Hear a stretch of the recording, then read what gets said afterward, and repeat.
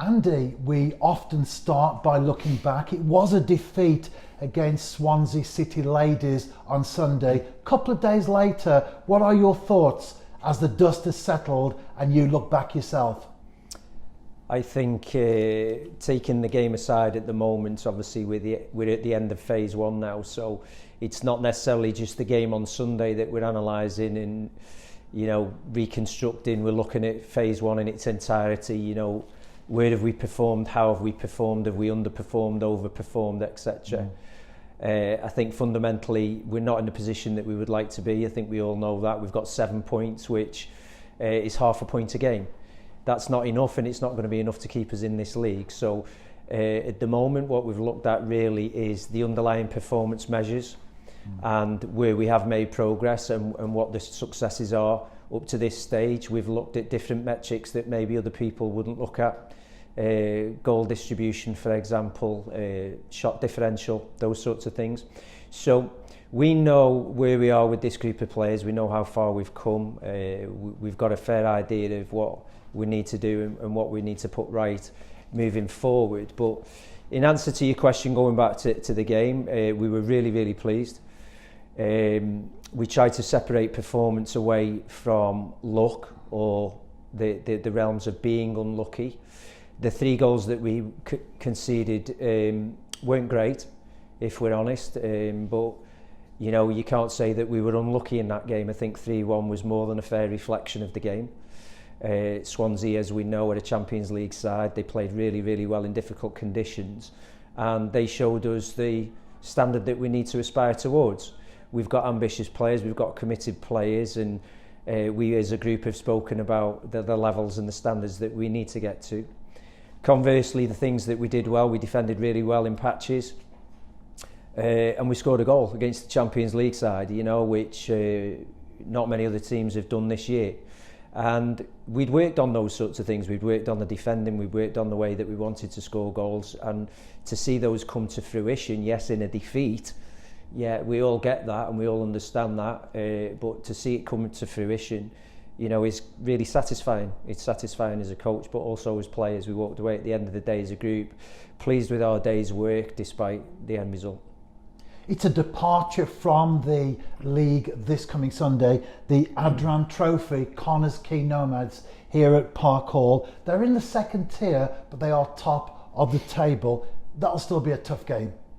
Yeah, absolutely. You know, they are doing really, really well. They're having an amazing season, so we will not be complacent. We'll be taking nothing for granted this weekend. We'll try and use the little bit of experience that we've gained this season into that game. We'll construct the game plan like we do, and we'll adjust accordingly to make sure that we're as ready and we're as prepared as we would normally for any other game. The fact of the matter is, as you say, it's a knockout game.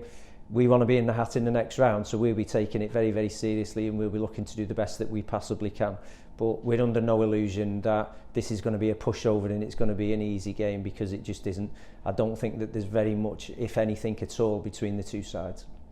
And no doubt the league would be the bread and butter as far as you're concerned, and obviously survival and staying in the top flight.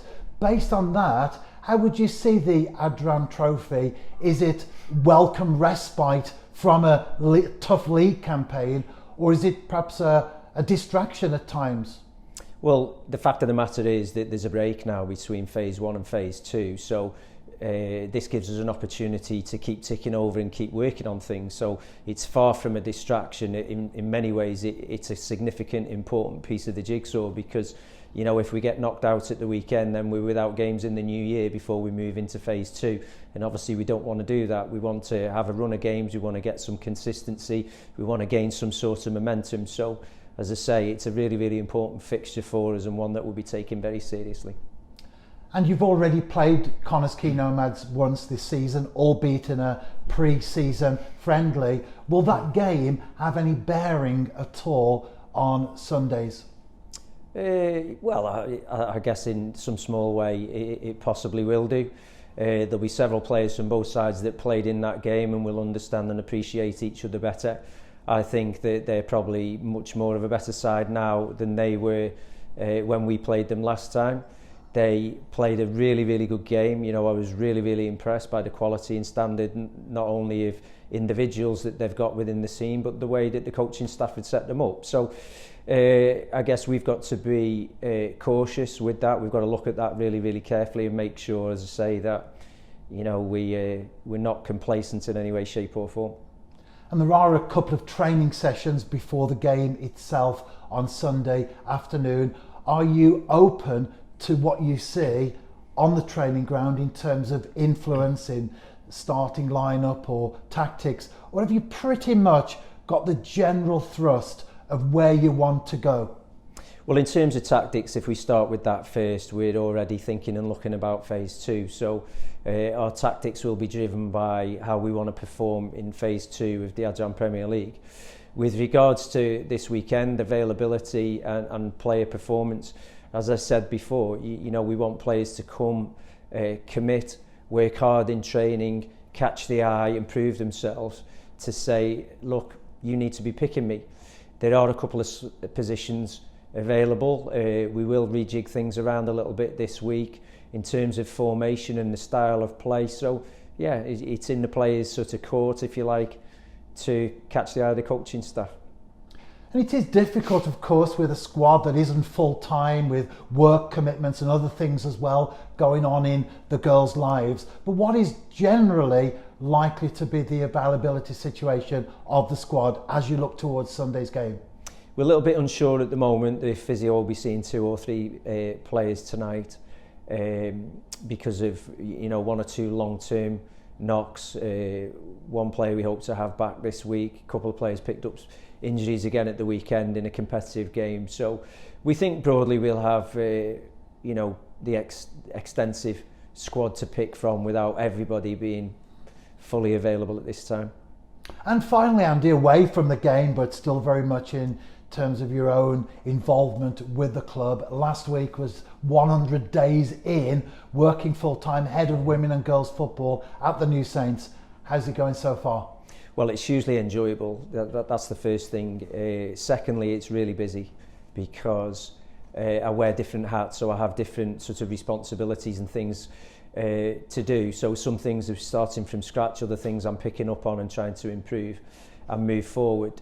The 100 days has gone really, really quickly. I can't believe that we're almost at Christmas and the whole term is gone.